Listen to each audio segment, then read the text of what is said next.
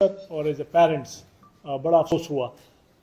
جس کی جتنی بھی مذمت کی جائے وہ کم ہے. اور ہم نے اسی وقت یہ ایز اے پولیس ڈپارٹمنٹ کے جتنے بھی سینئر آفیسر تھے یہ فیصلہ ہوا تھا کہ انشاءاللہ اس کیس کو ہم ورک آؤٹ کریں گے اور ہم ملزمان تک پہنچیں گے. امیڈیٹلی 11 اکتوبر کو جب یہ انسیڈنٹ ہوا تو S S P operation, S S P investigation, باقی افسران اور میں خود موقع پہ گئے، ہم نے موقع وزٹ کیا.